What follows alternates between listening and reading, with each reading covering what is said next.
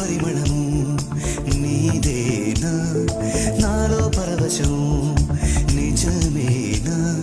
బొండు మల్లి పువ్వు కన్నా తేలికగు నీ సోకు రెండు కళ్ళు మూసుకున్నా లాగు మరి నీ వైపు